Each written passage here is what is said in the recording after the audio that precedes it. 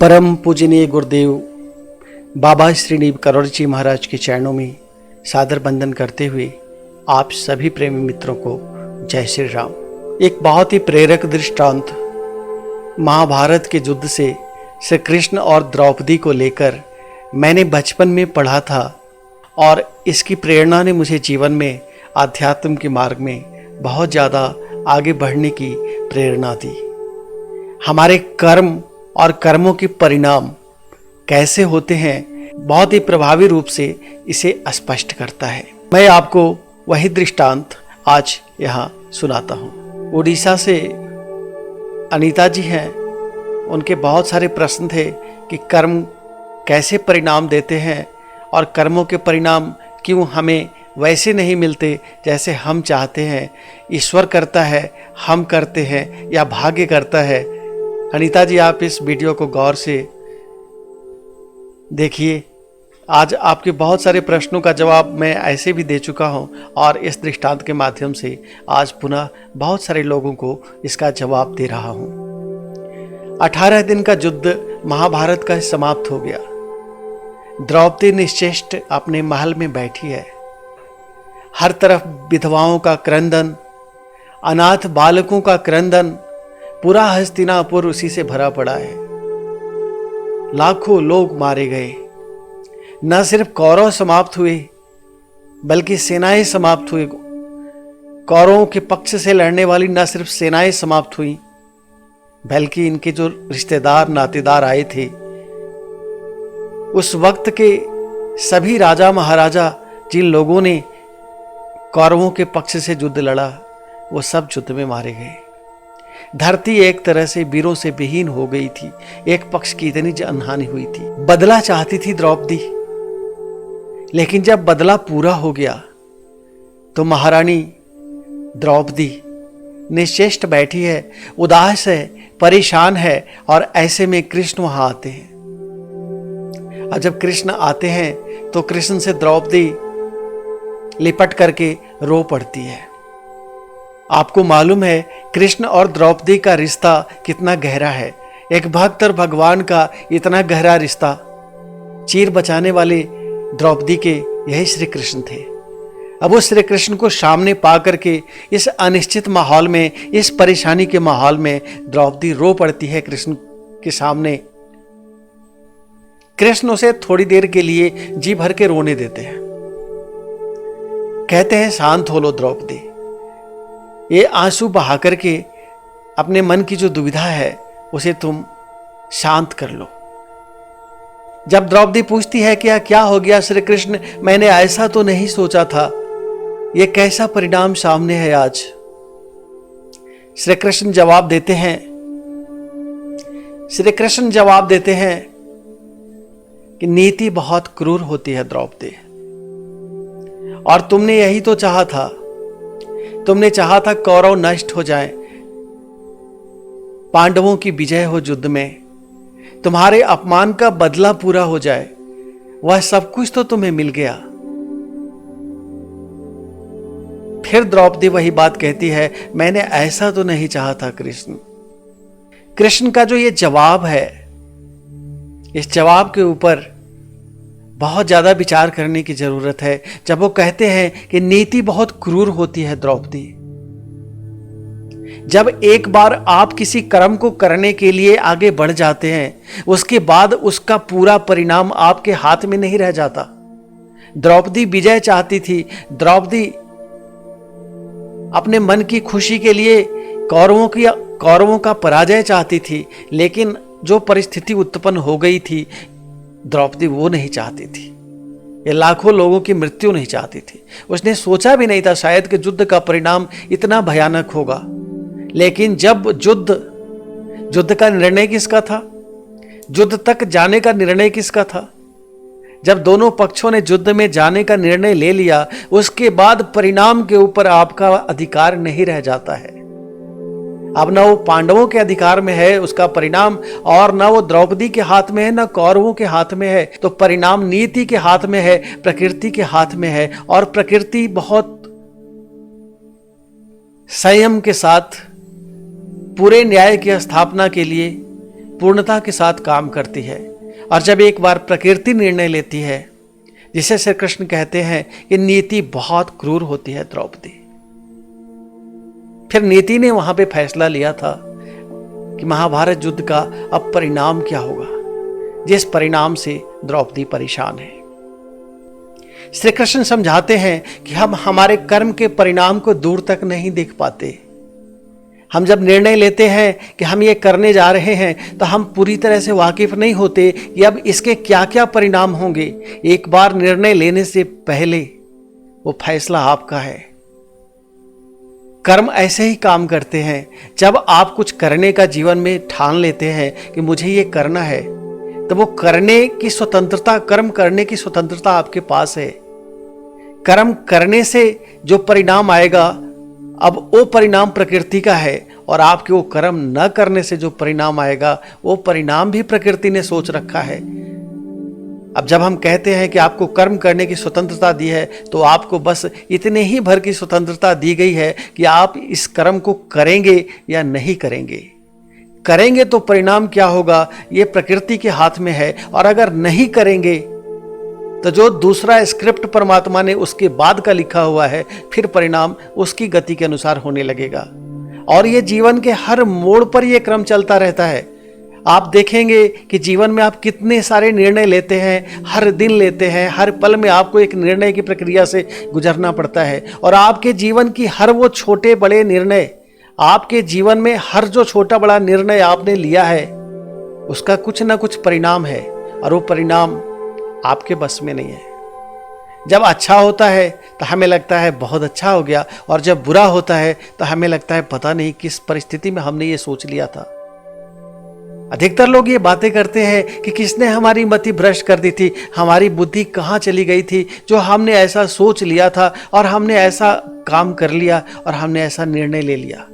अगर आप वो निर्णय नहीं लेते तो परिणाम शायद सुखद होता।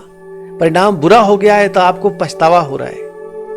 कर्म की स्वतंत्रता आपको सिर्फ इतना ही अधिकार देती है कि आप वो निर्णय लेते हैं या नहीं लेते हैं।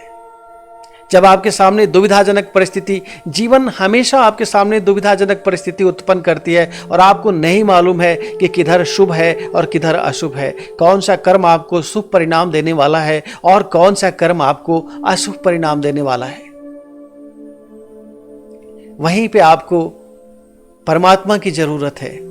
अगर आपके हृदय में परमात्मा बसे हुए हैं, अगर आपकी आत्मा जागृत है, तो आत्मा आपको निर्देशित करती है, बताती है कि ठीक है या गलत है। अब अगर आत्मा ने कह दिया, अंदर बैठे प्रभु से आपने पूछा कि क्या निर्णय लूं, उन्होंने कह दिया, तो निश्चित जानिए उसका परिणाम सुखद होगा। और अगर अंदर बैठा प्रभु मना कर रहा है, कहते हैं कि ठीक नहीं है, दुविधा मन में आ रही है, तो रुक जाइए। द्रौपदी अब श्री कृष्ण से पूछती है कि मैं क्या कर सकती थी, मेरे हाथ में क्या था। श्री कृष्ण तुम बताओ मैं क्या कर सकती थी वहां पर। द्रौपदी के इस प्रश्न पर श्री कृष्ण कहते हैं कि तुम बहुत कुछ कर सकती थी द्रौपदी, तुम्हारे हाथ में बहुत कुछ था, और तुम अगर करती तो परिणाम कुछ और होता, परिणाम ऐसा नहीं होता जो आज हुआ।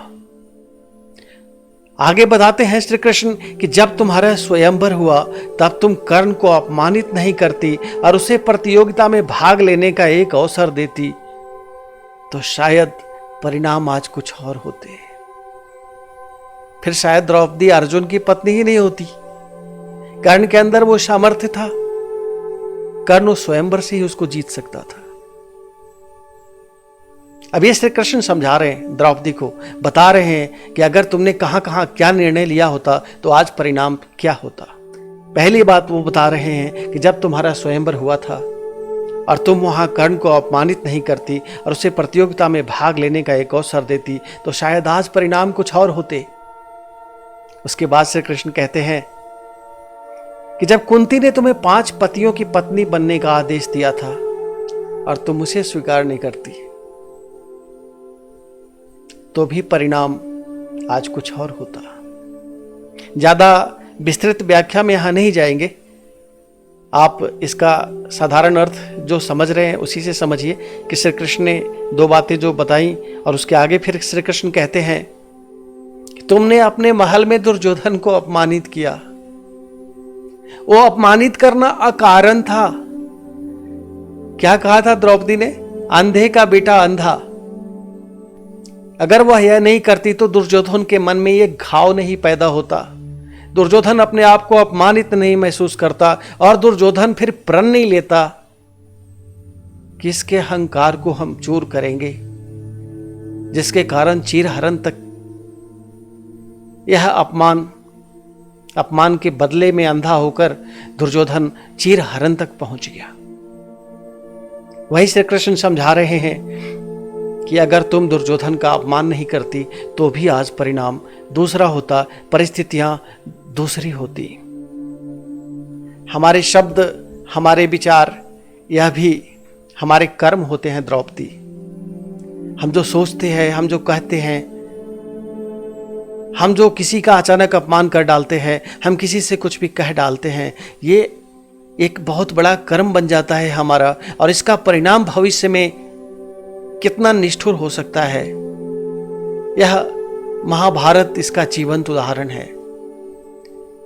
मैं स्पष्ट कहता हूं और बार बार कहता हूं कि अगर सिर्फ द्रौपदी सब होने के बावजूद भी अगर सिर्फ दुर्योधन का अपमान नहीं करती तो यह महाभारत शायद नहीं होता। और महाभारत का ऐसा भयंकर अंजाम जो इतिहास में, जिसके बारे में कहा जाता है कि ना ऐसा युद्ध पहले हुआ था ना आगे कभी होगा, इतना रक्तपात। आप कल्पना करके देखिए कितने बड़े बड़े योद्धा थे उस वक्त, और ऐसे सब वीर मारे गए। एक नारी ने दुर्योधन का अपमान किया, दुर्योधन ने उस अपमान को अपने स्वाभिमान के साथ जोड़ लिया। उसे लगा उसका स्वाभिमान आज आहत हुआ है इस नारी के कारण, और उसने बदला लेने की ठानी, और उस बदले में अंधा होकर के दुर्योधन फिर एक के बाद एक वह सब कुछ करता चला गया। तो कर्म हमारे छोटे छोटे कभी कभी कितने बड़े परिणाम तक हमें ले जाते हैं, यह इसका भी अप्रतिम उदाहरण है। हमें हमारे जीवन में कर्म के प्रति बहुत ही ज्यादा सावधान और जागरूक रहने की जरूरत है, और हर पल में सोचना है कि हम जो करने जा रहे हैं इसके परिणाम के लिए क्या मैं तैयार हूं। आप जब भी कोई काम करने चाहें, आप दो चीजों के बारे में वहीं पे निर्णय लें। पहला, इस कर्म का जो परिणाम होगा सबसे अच्छा, उसका जो भी कॉस्ट है, उसकी जो भी कीमत है, क्या आप वो चुकाने को तैयार हैं? अगर सर्वश्रेष्ठ इसका परिणाम आपको मिलता है, जाहिर है आप खुश होंगे, लेकिन कोई भी सर्वश्रेष्ठ परिणाम आसानी से नहीं मिलता है, तो उसके लिए कुछ कीमत होगी। और वो जो आप कर्म करने चल पड़े हैं, तो क्या आप उसको पूर्णता तक ले जाएंगे? ये पहला प्रश्न है। और दूसरा, जो आप करने जा रहे हैं, अगर आप उसमें पूरी तरह से असफल होते हैं, तो जो वहाँ पे रिस्क फैक्टर इन्वॉल्व है, क्या 100% वो जिम्मेदारी आप अपने ऊपर लेने को तैयार हैं, और उस परिणाम को आप स्वीकार करने को तैयार हैं? क्या आप ये स्वीकार करने को तैयार हैं कि उस परिणाम को मैं जीवन में सह पाऊंगा और इससे मेरे जीवन को कोई ज़्यादा क्षति नहीं होगी, कोई परेशानी नहीं होगी? अगर परिणाम पूरी तरह मेरे विपरीत भी गया तो मैं उसे बर्दाश्त करने की परिस्थिति में हूं। कोई भी कर्म करने से पहले अगर आपने इन दो तुलाओं के अंदर अपने आप को परख लिया है, तो निश्चित रूप से जानिए कि आप कभी असफल नहीं होंगे। और सफलता असफलता मायने नहीं रखती, वहाँ पे आप दुखी नहीं होंगे, परेशान नहीं होंगे, आपकी ऊर्जा में कमी नहीं आएगी। इसलिए हर कर्म को करने से पहले इन परिणामों के बारे में, दोनों के बारे में अपने आप को उस जगह पे रख के सोच जरूर लीजिएगा, उसके बाद जीवन में कुछ निर्णय लीजिए। परमात्मा ने हमें स्वतंत्रता दी है कर्म करने की, और कर्म करने से पहले अगर हमने अपनी आत्मा को जागृत करके उससे प्रश्न कर लिया, और उसके बाद जब आत्मा ने हमें गवाही दे दी कि हम ये करने जा रहे हैं, उसके बाद भी हमने और एक कदम आगे बढ़ के हमने उसके परिणाम को भी जांच लिया अच्छे से कि इसकी जो भी कीमत है वो मैं चुकाने को अगर तैयार हूँ, वो आप चुकाने को अगर तैयार हैं, तो निश्चित रूप से उसी कर्म की ओर बढ़िए। और जहां कहीं भी लगे कि नहीं, इसकी कीमत जो होगी वो हम नहीं चुका पाएंगे, वो हमारे ऊपर कहीं भारी ना पड़ जाए, और आत्मा कहीं रोक टोक रही हो, कह रही हो कि नहीं करना है, तो रुक जाइए। फिर मिलूंगा किसी आगे वीडियो में। सभी प्रेमी मित्रों को जय श्री राम। उम्मीद करते हैं इससे बहुत से लोगों को जीवन में निर्णय लेने में, निर्णय की जो क्षमता है, जो एक परिस्थिति होती है कि जहाँ पे आके आप निर्णय लेने में अपने आप को अक्षम पाते हैं, तो वहाँ पे बाबा को याद करके अपनी आत्मा से पूछिएगा और जो जवाब मिले उसके ऊपर चल पड़िएगा। सभी प्रेमी मित्रों को जय श्री राम।